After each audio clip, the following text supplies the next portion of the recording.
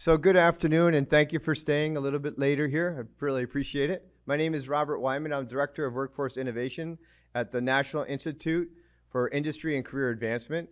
And we're here to talk to you about a novel way to get into the industry and really kind of build that career for yourself while earning and learning. So what we've done is designed programs that allow you to advance both your career and your academic progress simultaneously. What's important about that, it allows you to, what we call in the industry, pivot. So you get to explore a career, learn in that career, be trained in that career, attend classes, the employer pays for that, and then both you and the employer kind of come up with the pathway for how you're going to move forward in that career. So opportunities to pivot. Do I want to go into process tech? Do I want to go into automation? Do I want to go into equipment tech? Do I want to be a design engineer? The nice thing is that at the end of the journey, you're not in debt. You own your house, you own your car, even have a family and travel if you want. But whatever you're coming up with is what's the lifestyle that you want? And that's really what we want to talk about today is think about, we keep talking about semiconductor and we talk a lot about the industry. It's absolutely fascinating. And it's absolutely fascinating people that are in this industry. I worked in a company that had 120 different languages, people from all over the world, from 60 different companies collaborating together. And we were designing stuff at nanoscale. But what was also interesting is each one of those people I met, not just job related, but lifestyle related. I got to learn from them, like, what's the lifestyle that I want? So I want you to think about that as we go into this. So we've got a great panel here today. We want to talk about two things. We're going to focus predominantly on apprenticeship, and I'll get to that in a second. But internship has also been mentioned. So Jared at the Micron Nanotechnology Education Center has developed an internship program. Over the next 2 years, they are planning to have 300 interns where you get pre-employment training, 9 months. 9 months of pre-employment training. You get paid to do this, and then you can be placed into an internship or apprenticeship with an employer to continue your career. So very important approach. Is there anything you wanted to add to that, Jared? I want to make sure I got that message correct. Because it's solid gold. It's like, we believe that, so just a little piece, and then I'll get into the panel, sorry. But I started in a college where they had a co-op program, and that was most important to me because I actually pivoted my career 3 times before I even graduated. And that's really kind of identifying what do I love to do, what does my employer identify that I'm very good at, and then how to pivot and make that opportunity and move forward. So without further ado, I'll get to the apprenticeship. And we'll explain that as we go through the questions, but I want to introduce our panel today. And I'm going to let them introduce themselves because they're their expert in their career journey and also what they know. So go ahead, Tara. Hi, everyone. I'm Tara McCoy at GlobalFoundries. I was on a panel a couple panels ago, so I'll try to make it slightly different so you stay interested. So I started my career as an engineer in the industry right out of college, not even knowing what the industry was, and stayed with it for 11 years. Made a career switch and taught math for a short time, and then took a long career break to take care of kids.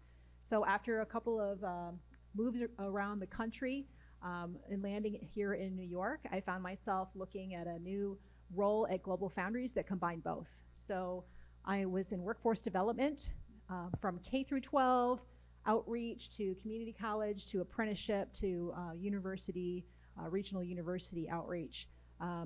The whole gamut. So I did that for about 5 years and then switched into a new role just recently, strategic universities with our external R&D department.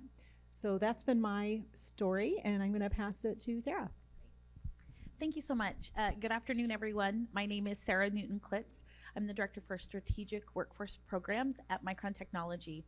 And I've actually been at Micron for a little over 25 years.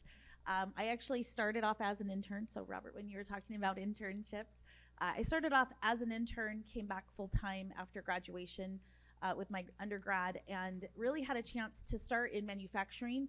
But I didn't let that stop me, right? And I wanted to make sure to continue to pursue different career aspirations that I had. So had a chance to transition then to corporate human resources. I then had a chance to work in global procurement. And now I am back in the corporate HR department, focusing in on the CHIPS and Science Act and really building out our strategic workforce programs that are going to be supporting not only our workforce development needs, but also engaging with our community members as well. And so, you know, for me, I reflect on the opportunity that we have in front of us within the industry.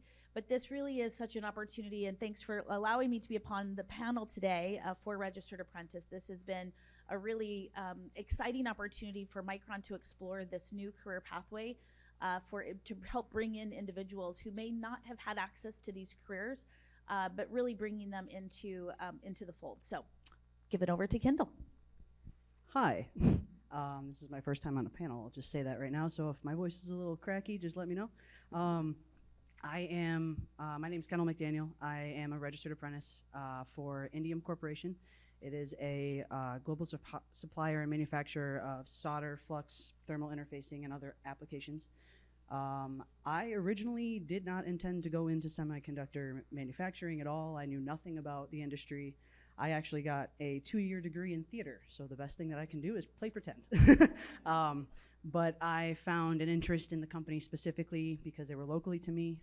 They make things that help with things like pacemakers, different parts and solder forms that go into the circuit boards and things that we all use today. So that was something that kind of piqued my interest. And the Registered Apprenticeship Program was something that was kind of softballed to me once I was already taken on as an employee for them. So probably about after half of a year being in the manufacturing industry, I kind of started looking for something that I could do that was a little bit more. I wanted to have more of a hand in making and creating things and seeing things move forward. So that's about where my experience lies. And I will hand it off to Jen. Hey everyone, again, Jen Ellington with Wolfspeed, Relationship Manager to Colleges and Universities, as I had said. One of the reasons that I am on this panel is because Wolfspeed sent one representative, myself, but I'm actually one of 6 relationship managers at the company. So I think a similar trend and theme that you're hearing from a lot of industries is this focus on strategic partnerships and workforce development and the strategy around that, and especially with the influx and incentives related to CHIPS and Science Act. I think, as somebody on the earlier panel said, we really need to focus on younger students, right? Really build up the interest in the semiconductor industry. So in addition to my role in focusing on the 4-year institutions, I have colleagues that are focused in upskilling, particularly in partnerships with community colleges, and then also military veteran population. So I have 3 colleagues focused on that, one specific to North Carolina, one specific to New York, and then a manager of that team. And then there's another relationship manager who is focused on K through 12 and building up relationships with elementary schools, middle schools, high schools, CTE programs, et cetera, again, for the purpose of industry awareness, career awareness, et cetera. Awesome. Thank you, Jen. Thank you, everyone. So one thing I did want to mention is NSF obviously has been talked about a lot today, and NSF helped us create a talent platform that's cloud-based platform that's called the National Talent Hub that helps you, individuals, look at what I call skills transparency. So some of you may have heard of skills-based hiring. So instead of focusing on what's the job I want, what's the title of that job, think about what are the assets that I have, what are the skills that I've learned, and then in learning those skills, what other skills have I learned? You've learned how to get technical expertise in one area. That means that you could be very easily trained into another area very quickly. And also you can recontextualize. You can go from semiconductor to other things related to nanotechnology to advanced manufacturing and automation. You have, when you get technical skills, you have this opportunity to leverage those skills in many, many different ways, not just by occupation, not just by job title, not just by industry. So think about that. That really is what we call your value proposition. And everybody that's been on all the panels today has really talked about that somewhat covertly, but that there's skills that you can leverage. And really the employers are looking for that, and they will add the context for a specific occupation for you. So the National Talent Hub is one thing that NSF has helped us do that allows you to look at your skill set and then see how it matches across many different occupations in a particular industry, region, or just anywhere in the nation. So it's something important to think about.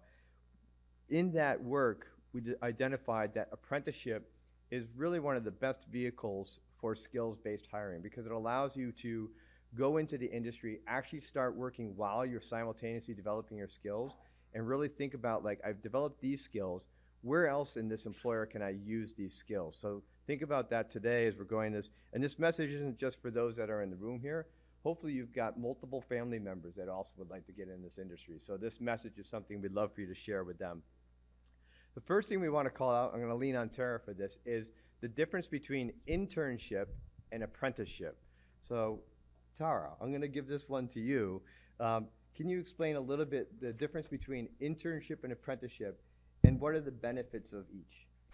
Sure, I think most of us are familiar with internship. So you're enrolled in school full-time, whether that's at community college or a four-year degree, and you come and do a paid internship usually during the summer at a company.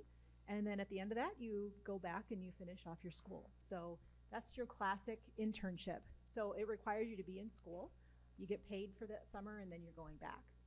The difference with the apprenticeship is when you are an apprentice, you are hired by the company as a full-time employee from day one. What does that mean? It means you are getting paid as a full-time employee from day one with benefits, just like any other employee at that company. And while you are learning on the job with mentors, you're also taking one class per semester, usually that's how it works out, with a partner community college. So we're lucky that we have a partner community college right next door, so our apprentices go and take a class each semester and build up that knowledge. So depending on the trade that you're training for that particular apprenticeship, it may take you, in our case, 18 to 24 months. And oh, by the way, you are not paying for the school either, because either the company's paying for that or it's covered by a grant. So you're going to hear a lot about learn and earn model, and so you are learning while you are earning as a full-time employee. So to expand on that a little bit, Tara, how does your work at GlobalFoundries integrate these apprenticeships into broader education system? And what are some of the key benefits that make these apprenticeships attractive both for individual students and the employer itself? So we recognize that students are going to come in from a variety of career pathways. Not everybody is able to complete that 2-year degree right out of college, or right out of high school. Maybe they need to start earning right away. So we've set up different pathways for people to come in, and the apprenticeship meets that need of coming out of high school with your diploma or equivalent. Maybe you've worked at some other odd jobs, and you're really looking for a career. And so we reach out to adults and students alike. And in fact, we've seen quite the gamut. You would think that all of our apprentices that we've hired have all been right out of high school, and that's actually not the case. There is a good chunk of them that are right out of high school, like maybe they were in a career and tech ed program. Maybe they were in a P-Tech program or something similar. But there's also a big chunk of people that are trying to make a mid-early career switch. They've been in maybe retail or warehousing, and they're looking for job growth. They don't want that just one job that doesn't really go anywhere. So, and we've also seen people coming in their 40s and 50s into an apprenticeship program. So it's really wide open, and it allows people to find their way into this industry no matter where their background is. So one last piece to that. If I'm already a student, whether I'm in an associate's degree or bachelor's degree, am I still a candidate for apprenticeship? Absolutely. Absolutely. And in fact, some of those courses that you've already taken at the community college may count for those requirements. And so you might actually get done quicker with that related instruction piece. Thanks, Tara. Sarah, I'm going to give this next one to you. So why has Micron decided to partner with organizations to establish registered apprenticeships and expand your workforce and talent pipeline? Yeah, thanks, Robert. So, I think the biggest piece that Micron recognizes is that in order for us to achieve the workforce at scale, we need to partner. We can't do this alone. And so we need to find partners and a lot of times we do look within that regional ecosystem. I know we've talked about that quite a bit, but understanding who the local academic providers, so whether that's a community college, even as Tara was mentioning, even into some of the high school programs, right, whether it's CTE programs or PTech programs, it really does create, as you just were mentioning, around that talent pipeline. So for us, it's a way for us to open up access to these career opportunities, those non-traditional pathways, right? It doesn't have to just be a one-way. It's not a one-size-fits-all. So we want to make sure that we are leveraging our partnerships. And actually, NIICA has been a great partner for Micron in designing even our very first registered apprenticeship program that we launched in Boise, Idaho, which is where Micron is headquartered. About 2.5 years ago, Robert, I think, was actually the first time I had a chance to meet you. Yep. And it has been a tremendous help to lean on experts, to lean on individuals like yourself as a part of the NIICA organization to really help us understand how can we design this new program in order to be able to support this. But it was mentioned earlier in one of the previous panels around the importance of those public-private partnerships. So because this is a registered apprenticeship program, we have to ensure that we are aligning to the Department of Labor requirements, right? These are trades that are registered with the Department of Labor, and then we need to make sure that we are compliant to those requirements, including the required technical instruction, plus the on-the-job training that is required in order to fulfill the registered apprentice requirements. So it is definitely a partnership overall. But one other thing I wanted to mention that I think is also really important when we talk about apprentice. We recognize that in some cases, there's a lot of benefit, right? Where the earn and learn model that Tara was just mentioning, that's really important because the companies oftentimes, at least for Micron, it sounds like also GlobalFoundries as well, this is definitely, we're helping to pay for the education in addition to paying a very good wage coming into the organization. But we also recognize that some individuals may need a little bit more support. And so we also leverage our partners to help provide students or the apprentice with those wraparound services, whether that is with transportation, with childcare, or perhaps others that they may need maybe some help with coming with clothing, or maybe the right shoes, the right attire to come onto the job. So it's really leveraging all facets of partnerships, whether that is through academic partnerships, community partnerships, and of course we as industry partners, we need to be and want to be good partners as well. I had a second question for you, but you already nailed it. Yes, okay, great, thank you. Awesome, thank you very much, Sarah, I really appreciate it. Slightly out of order, so Jin, I wanted to ask you, as relationship manager at Wolfspeed, can you talk about the prevalence of registered apprenticeships in the industry and why Wolfspeed felt it was important to implement these programs to bring in talent for crucial roles? Sure. So as you all heard, the Department of Labor is involved. The apprenticeship model, which I would say is probably more prevalent in Europe, we're trying to bring that back here. And I think that there's lots of industries and lots of roles in which the registered apprenticeship model kind of takes place. I think that with the influx, again, of funding through the CHIPS and Science Act, as semiconductor industry becomes more, onshore in terms of the manufacturing, you heard earlier, like, we need talent, and we need a lot of talent. If I need 1,800 people to work in our new factory that we're building in North Carolina, and Intel is building one in Ohio, and they're talking about 3,000 jobs, and Micron probably has a new one in upstate New York, right? That's thousands of, again, mostly technician level roles that we need to fill. And having that registered apprenticeship model, as was already mentioned, kind of attracts and gets us in front of sort of the non-traditional models of talent that we might not be able to access otherwise. The numbers just, like I think as Jared said earlier, they just don't add up if we're just going off of basically, high school degrees and college degrees. So I think that's why for Wolfspeed, having the registered apprenticeship is really important for us, as we have our New York location, which you saw in the video, and the number of jobs that are continuing to grow there as we continue to ramp up that particular facility. And then, as I just mentioned, down in North Carolina in Siler City, we are building a new factory that is just focused on crystal growth that needs that 1,800 jobs. One of the things that we struggle with at that operator and technician level role sometimes is retention.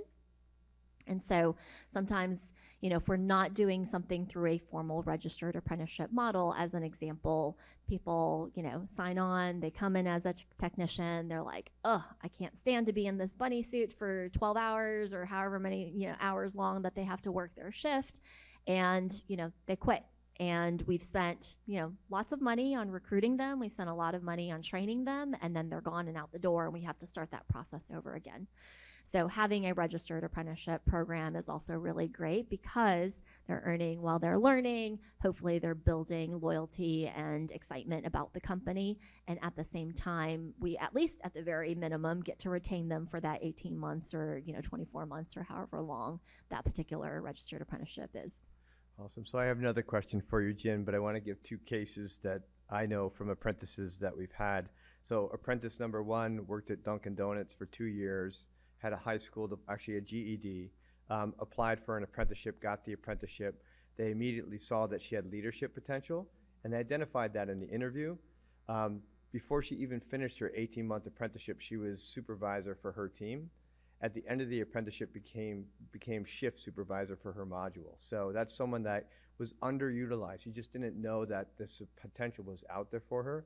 And without really a whole lot of formal education beyond the GED, she was able to get the apprenticeship and also got 12 credits towards her associate's degree and now is moving towards completing that. Other case scenario was someone that had an associate's degree in English and had tried various different jobs for a year here and a year there in various different industries. Same scenario, they brought them in under an apprenticeship, and very quickly they discovered that they have a lot of technical expertise. They like to, I heard someone talking about, they're in the same sentence they talked about quantum computing and rubber bands, but anyway, I don't know how that works. But anyway, this person had technical expertise because on a side job, or not side job, but a side hobby, they worked on their own little sports cars. So they found a whole career track that they could grow in. So thinking about that, whether you have a bachelor's degree or underway of a bachelor's degree, or you have an associate's degree, or you have a high school or a GED, and this is not just for you, but also for family members, there's a path for you through apprenticeship. So I think that's important. And what I wanted to get to, kind of looking at that skills thing, we always talk about technical skills, but Jen, I wanted to ask you, because you had mentioned retention, can you explain to us, like, when you're interviewing someone for an apprenticeship, and specifically, what are some of the things that you're looking for? What are some of the signals you're looking for saying that this person is someone I want on our team? Yeah. I mean, the phrase, learning while you earn, that learning being a key component of it, is that we are looking for people who are willing to learn, who want to get on the job training. And so I think, as Tara mentioned, I mean, people who want to do that career pivot, just like your case studies and stories there, are great examples of folks that we would look at and look to bring on into that registered apprenticeship. But in addition to that, I think, again, we're not just looking at high school students who, are wanting to step into a career pathway, but you also have opportunities to look again at the military and veteran population as they are transitioning out of the military and kind of re-entering back into civilian life and trying to find a way to take the transferable skills that they have from their time on duty into something that they can do in the regular workforce. So that's another population. I know that we have had, not necessarily, I think, a registered apprentice, because we only have one currently in New York. But other, career pathways include refugee families. So those who have sort of immigrated to the area, who are looking again for opportunities for them to establish themselves, to be able to build, generational wealth. That registered apprenticeship program is great for them. But really, again, kind of underlining that and key to that is that willingness to learn and that sort of self-motivation and again, you're coming to work, but also you have to take classes on the side. So really, dedication and passion and drive are also really important. Awesome. Thank you, Jen. So now, to back that up, we have Kendall. So Kendall is actually an apprentice in one of our programs with a material supplier in semiconductor called Indium in upstate New York. And Kendall, I wanted to ask you a little bit about your perspective. Can you tell us a little bit about your career journey in your academic journey, and then how you landed into apprenticeship, because I All think right. it's a good one. I will try to make this short. My career journey has not been short in the least. I have been a bit nomadic prior to being in the manufacturing industry. I worked in several other industries, from construction to food service to healthcare. The last one I was in, right before I worked at Indium, I was at Duncan as well. It was kind of like like you said, a pivoting point for me. And I was really looking for a company that I could grow with instead of growing out of. That was like a big thing for me.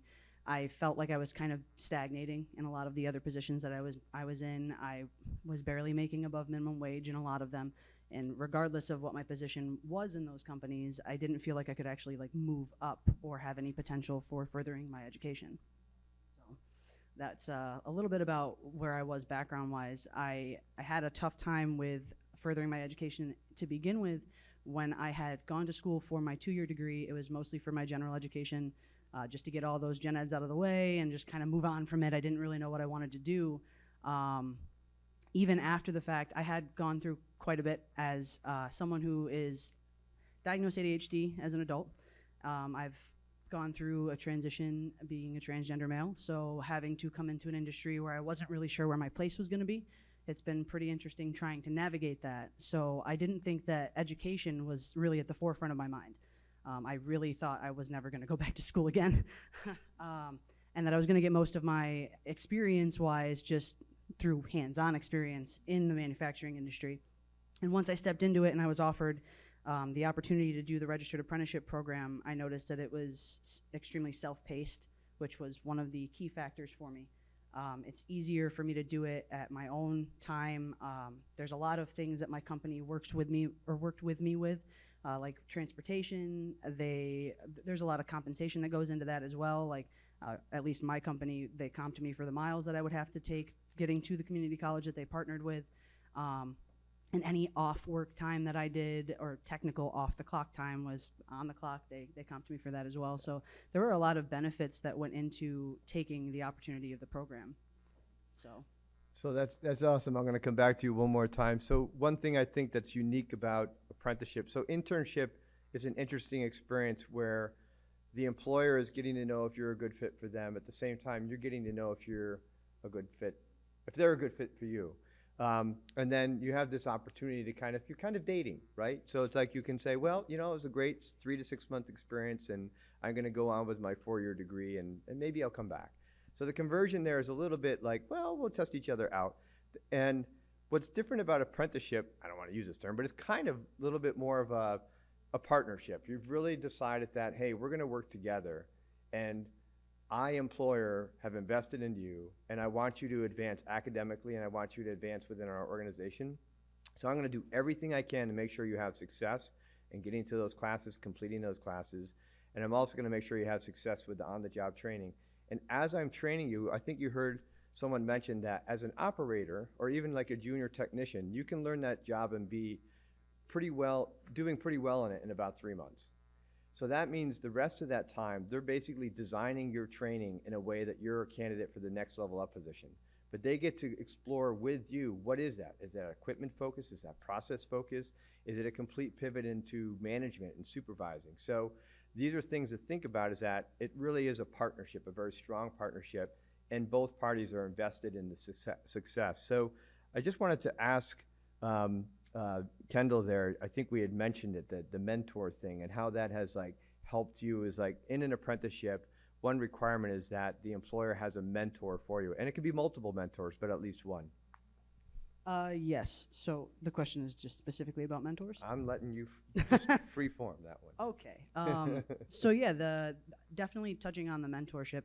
My direct supervisor happens to be my mentor. We have the way that ours is kind of structured. We have an overseer manager of the entire department, and then I have my direct supervisor who works with me daily. And he's been with the company for about 15, 20 years, I want to say. And having that experience right alongside me, any questions that I had about whether it was the processes that I was working on right then and there, or the schoolwork that I had to bring in with me and do at work, that really did help with not feeling so pressured to get not only all of my schoolwork done, but that I could actually, I have the skill set that I need, I have the knowledge that I need, and I'm a capable individual to do these things myself. So he's been great in helping me along with the program for sure.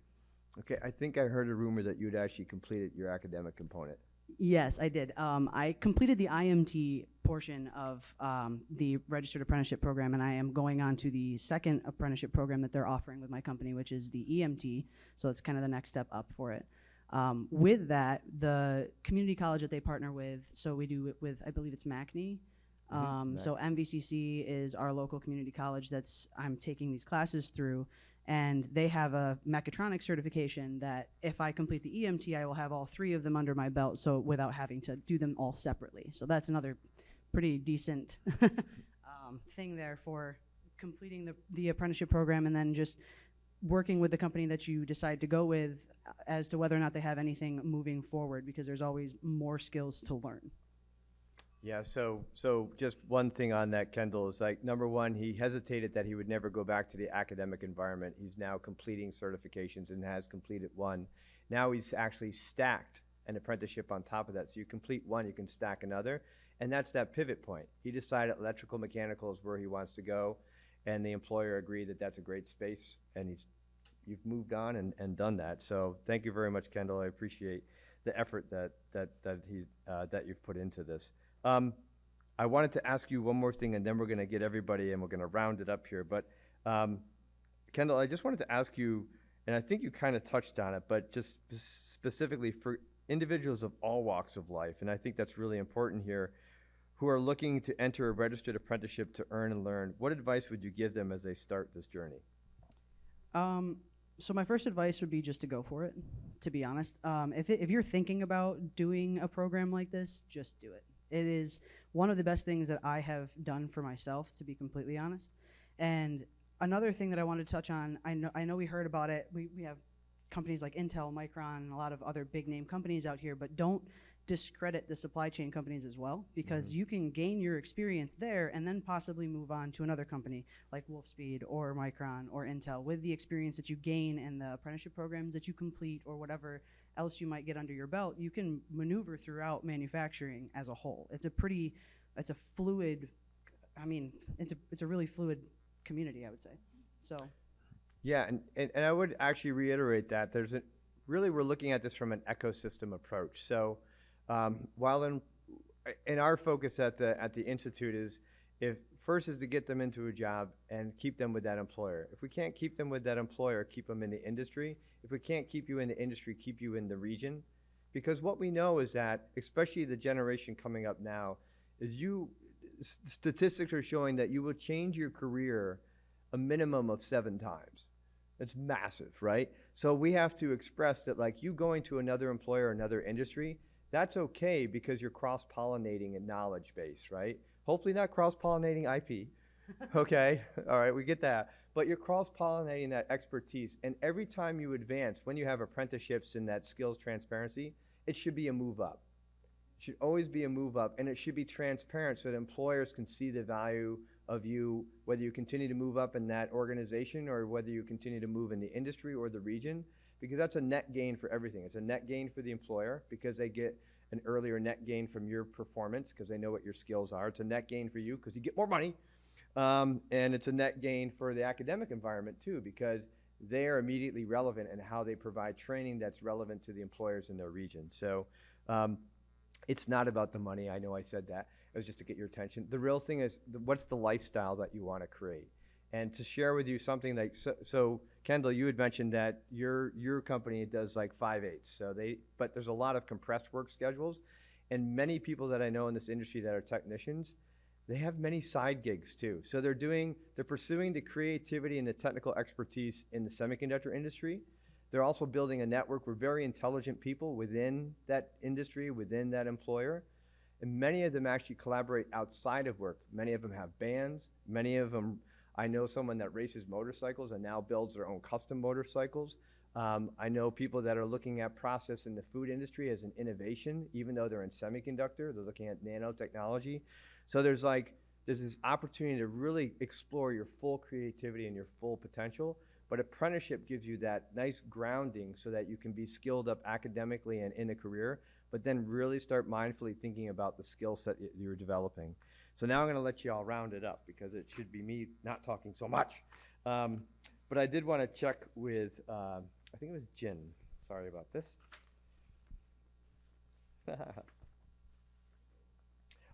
Yes, so Jin, what advice would you give to community colleges, since I mentioned them, that are considering incorporating apprenticeships into their course offerings?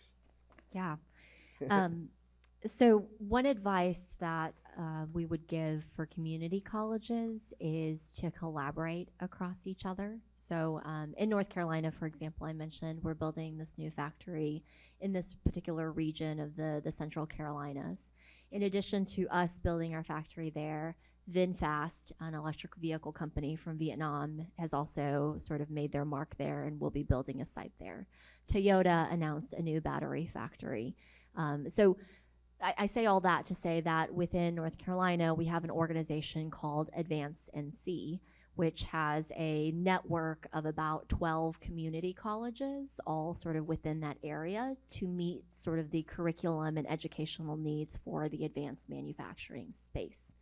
We're the only semiconductor manufacturer in North Carolina. So it's not like Arizona or all these other locations. So in North Carolina, we're really sharing that space with other advanced manufacturers. And again, you talk a lot about the transferable skills and the transparency of skills. If you can get into a network of other community colleges to share that curriculum, to ask your industry partners, to have those industry advisory boards, what are your workforce needs, what are your industry needs, you're going to be able to develop this, I would say, more robust curriculum that can be shared across that network and ecosystem that we've been talking about. Thank you very much, Jen. And then Tara and Sarah, you guys decide which order. What advice would you give to companies that are looking to establish or expand an apprenticeship program? Yeah, thanks, Robert. I think the first thing I would really encourage employers to consider is to make sure that you're identifying those stackable credential opportunities. And so as we think about this, be open to even sponsoring a pre-apprentice program that will help to bring individuals into apprentices, right? So we know that registered apprentice programs are important. We know they're very successful, and that earn and learn model is there. But in some cases, we actually need to ensure that there is a bridge program for other individuals to come into that as a pre-apprentice to come into the apprenticeship program. So be open to identifying those partnership opportunities, but even extend beyond just the direct job opportunities that you may have, but really back it up into the community and even into the high schools, right? We talked about P-Tech programs, CTE programs. All of those will create a better and a more ready now talent pipeline for the job opportunities that we as employers have.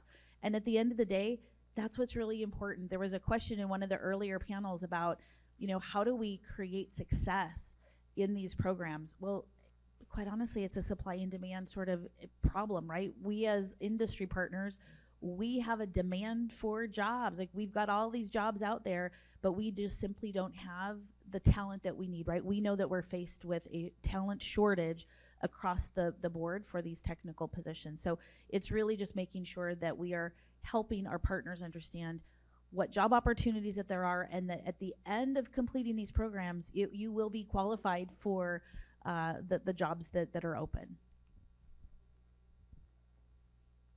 Should I read the question again? That's okay. I'll answer a little bit different part of that. Perfect. So internally, it's really important within your business to align on the apprenticeship and to make sure you have buy-in, because the people that you're going to need to mentor the apprentices need to understand what it is and know what the expectations are. So it's really important to, from talent acquisition, who's going to be hiring the apprentices, to the HR business partners that are going to be advocating for the wage increases, which, by the way, there are wage increases built into any apprenticeship, a wage progression and then a promotion at the end, as well as your technical training team, and then your module engineering managers that are going to be making sure that the apprentices are attending classes and getting their on-the-job training hours. input into the system. So it really takes that internal village to make the apprenticeship work. But as we've seen at GlobalFoundries, it's very well worth it. You know, we all know that we need a lot of technicians.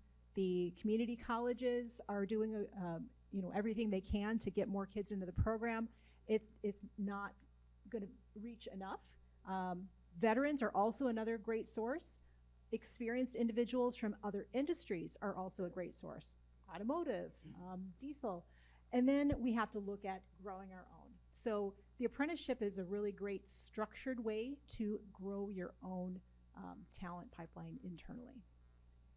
Awesome. Thank you, Tara. So just to kind of, yes, and I definitely want to take some questions. I just want one message I'd like to get out there is like, when we look at the career path for individuals, we look at 3 different personas. So there's job focus, which means I need a job because I just got this car, I got to pay my bills, right?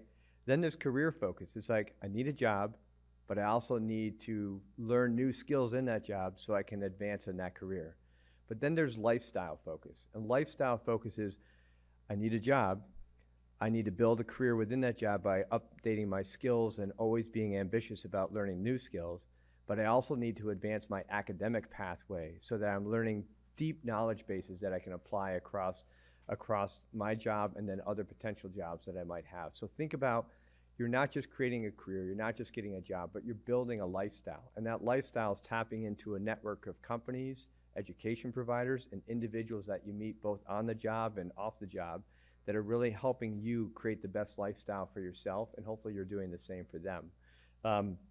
I did want to, before we get into questions, really thank the panelists. I mean, as you know, some of them are probably pretty tired because they've been on multiple panels. But you know, when you find an expert, you really want to get the most out of them. I also want to thank NSF, who has been very supportive of the work that the Institute has been doing, and also the MNTEC, who has been very supportive of like really building, we mentioned that collaboration between employers and community colleges, and how do we make this relevant for the individual so they can really excel. So I just really appreciate what the MNTEC has done as well. But yeah, I think we're willing to take questions. Maybe just take 1 or 2, and then I'm going to invite you to come up and ask the panelists too. So I know you had your hand up about 5 minutes ago, so go ahead. Thank you. Thank you for a really interesting discussion about registered apprenticeship. I work at Hudson County Community College in Jersey City, and we have a registered apprenticeship program in advanced manufacturing, and you know, it's great for all the reasons that you talked about. But we do have trouble finding employers who were interested in a registered apprenticeship program. And I was wondering, from your perspective, what are the obstacles that you see, and why did you continue to pursue the registered apprenticeship despite those things that maybe don't align as well with your business or with your goals? Awesome question. Well, you know, there are a lot of hurdles to overcome. You know, we're working with the Department of Labor, so that in itself tells you the level of work, but that's why we have partners like NIICA and like our local sponsors like Center for Economic Growth, in our case, Hudson Valley Community College. So it's really important to have those partnerships. I would agree that it's probably a little harder to do for smaller companies, but for larger companies that have some internal people that can work on this, it's really helpful to have a larger organization. What else would you add to that? If I could maybe just echo what Tara mentioned before, one of the things that Micron had to do is to reflect on our own internal processes and help our hiring managers understand the difference between an internship, an apprenticeship, and also full-time employment, or that, and I shouldn't even say full-time because they are full-time, but it's the regular shift workers. And so that has been a bit of a shift, but we actually are just started, by the way, we just started today our 3rd cohort at our corporate headquarters in Boise, Idaho. And each time we are, we now have a little bit of momentum behind us. And so the fear factor has reduced. People are more clear about it. But one of the things I guess that I would encourage other employers to consider is it is a change, and it will require change management. I think Tara mentioned a couple really important things around even understanding the OJT the on-the-job training requirements, the mentor requirements. And you know, one of the biggest things that our managers had to understand was that these individuals will be excused to go to class, like during normal time, during normal work hours. Now, we do work with our community colleges to make sure that we are hopefully being able to offer a class schedule that does align to our shift schedule as well. So we're minimizing the away time. But that was another just mental hurdle even for our leaders. So again, my recommendation is to make sure that there is proper change management that supports bringing on this new but very important program for the company. Jen, did you want to comment on that too? No, you're good. Okay. I'll just add one more thing. You know, so GlobalFoundries, I like to put the plug in here that we were actually the first in the U.S. in the U.S. semiconductor industry to launch a registered apprenticeship. And so we shared a lot of our lessons learned with other companies, and we're happy to do that. One of the things that was very pleasantly surprising is that people were finding their way to the apprenticeship just by nature of having that in the job title on our job board. It's an apprenticeship. People instinctively know what that is. They know that I don't have to know anything coming into this because they're going to train me. So the value of being able to say you have an apprenticeship was really strong. So that's a good internal selling point as well. Yeah, it reaches a completely different group of people. It reaches people that are currently working, like including Kendall, everybody here was working a job, but they were in a job that were really underemployed compared to their potential. So it allows someone that is in a job to signal back to their family or whoever's at home with them, even if it's the dog. But they're able to say, listen, I'm not jumping and going into an education program and hoping that I get a job out of it. I'm actually changing jobs, and it's actually usually an increase in pay. Oh, and by the way, a component of that job is that they're going to send me to school. The majority, we have 83, without even trying, we have 83% DEI numbers. And on top of that, we have, I think it's 60% of the apprentices that we have are first-time college attendees. So it's just a game changer for a population that is working and trying very hard to work, but they just haven't found that avenue to advance academically. And the last thing I would say is, like, the DOL ETA has helped NIICA be an intermediary. So if you are looking to do this as a community college, and maybe you've had false starts, to give you a perspective, I used to work with GlobalFoundries, and I think we had 10 false starts on trying to launch an apprenticeship over 10 years. And then when I signed on as an intermediary and we got DOL's insights, we were able to finally execute on that. So if you've had false starts, one thing we can do, and an intermediary in your area or us can work with you to, like, redefine those positions. So work with the employer and say, this is your gateway position. Can we look at it again, do an analysis and say, what are the true requirements to get this job? And how can we teach skills on the front end that lead to early employment, but not like brain overload, right? So we can help redesign it. The other important concept is employers were nervous about the paperwork. There's no paperwork at all with apprenticeship, right? There's group sponsors that will actually they actually can take on the paperwork aspect, or most of it, paperwork aspect, so they can be a group sponsor for multiple employers or one employer and help facilitate that process. 50% of our employers have chosen to go with a group sponsor first. At any point, they can become their own sponsor. So that's really important because it manages the risk. And I just wanted to say GlobalFoundries first in nation for semiconductor apprenticeship. Micron first in North Carolina, and not North Carolina, first in Virginia, and first in Idaho for semiconductor apprenticeship. And then Wolfspeed, I think, first in North Carolina. And then they were our third apprenticeship in a very unique end of the industry in New York State. So just very big thanks to these folks here for launching those apprenticeships. There was other questions. I can take probably one more. I'm going to get you next. Go ahead, because she had her hand up first. She beat you. I'm Anita Bell from Hudson County Community College. So I had a question about something that was discussed in the last panel, but it really ties in here. In these apprenticeships that you have, are they credential-based or are they on a pathway to degree? And can you share what some of those are into that entry level, which obviously is on the pathway for people to continue on?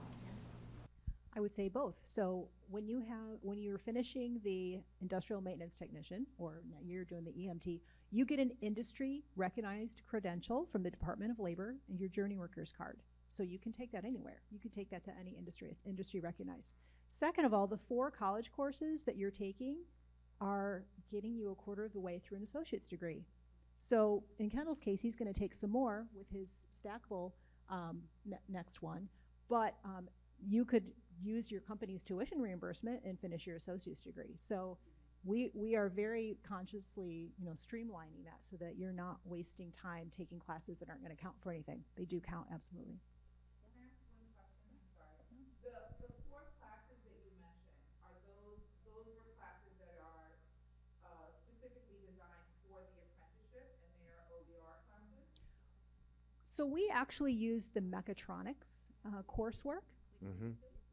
It aligns really nicely.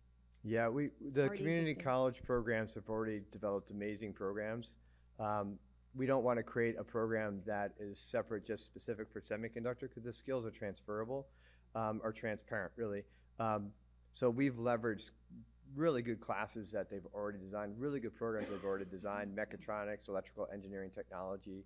And our goal really is to create full cohorts. So don't add a class, add a cohort. So we're filling up your programs. And as demand shifts across advanced manufacturing, semiconductor has heydays and then they have not so hey. But at the same time, we have biotech with same skill sets, food manufacturing, same skill sets.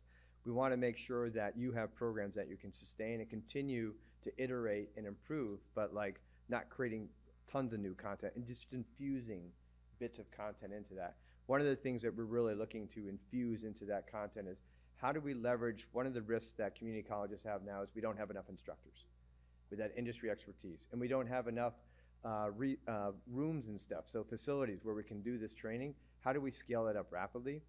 So we are looking at other alternative methods to do that. So Kendall had mentioned the value of like self-paced learning. So you're looking at virtual reality learning. So in the room today is Tap 3D. It's one of many providers that's really, so I've got Jason and Isaiah. I never say your name right. I'm so sorry. My name's Bob, so I can't, you get the idea. But anyway, so like there's a lot of innovators out there that are looking at how do we multiply the effect of an instructor? So like kind of that flipped classroom where provide them the content, they can access it on their PC, then they can come to a lab and access it in 3D mode, and then the instructor can add additional context to that. Leverage that additionally with the OJT context, and you've really got a very efficient way of like training people up quickly. So Can yeah. I just say one thing? Yeah. Something that I experienced in the apprenticeship program, when you mentioned that there aren't a lot of instructors or they're not able to find the space, my company actually built a space within one of their one of our locations and had all the apprenticeships or apprentices that were within their company go to that location, and they brought the instructor there. So I think that that's an option that a lot of companies don't necessarily think of right away, and that might be something to consider. So it definitely makes it a lot easier for the employees that are taking part in the apprenticeship. It makes it easier on transportation as well. So next year, Kendall will be running this panel. I did want to get to you because you had raised your hand and you had some input. So go. I coordinate a degree, the Computer Systems Engineering Technology program at my institution. This program offers 4 associate degrees and 6 certificate programs. Now, maybe about 9 months ago, my institution announced that they applied for a grant, Smith Family Foundation grant for apprenticeship, degree program. And then just after commencement last month, they announced that they got their grants. And then it's just top down, right? And they said, oh, my program and another the practical nurse to develop apprenticeship degree program. They identified my program and another department. So, and I don't understand how this whole thing works. I can convert what I'm doing to, The good news is to start with the employers and start with the job. So in every case here, we met with and you can get an intermediary to do this for you. So I mean, I can give you my information and we can learn about intermediary and how that works. But we first go to the job and we identify the jobs that would be good entry points. And then we work with the employers and identify who are champions within those employers that would be interested in this idea. And then we look at your curriculum and we identify within the content, the certificates and degree that you have, what is the content that's immediately applicable or provides a knowledge base to support the on-the-job training for those individuals. But that's the biggest challenge with apprenticeship, and it's the best asset about apprenticeship is you start with the job. What is the target job? Because anyone that goes in apprenticeship, they have to get the job first, and then they get the learning. At the same time, we can take someone that's already in the learning and get them that job too. But that's the immediate net gain for apprenticeship is that you start with the job first. Everybody that gets into an apprenticeship, they're leading with the job, and the employers are investing in that because they've just recently refreshed that job, redesigned that job so that it aligns well with the apprenticeship. Each one of these employers here kind of made some major adjustments to make apprenticeship work. So thank you. I think, I hate to be rude, but I'm just looking at our time. I mean, I'm like island time, so we could go forever. But I would invite everybody here that does have questions to come up. We've got definitely an expert panel, some great companies. There's many other companies out there. The Institute's on the information, so you can, by all means, reach out to us. But I really appreciate you guys hanging out for a little bit longer. That was great. I really appreciate our panelists. And please remember that your skills, you can use them across a very wide spectrum, but you're using those skills and building those skills to build a lifestyle for you and your family and people close to you. Thank you very much.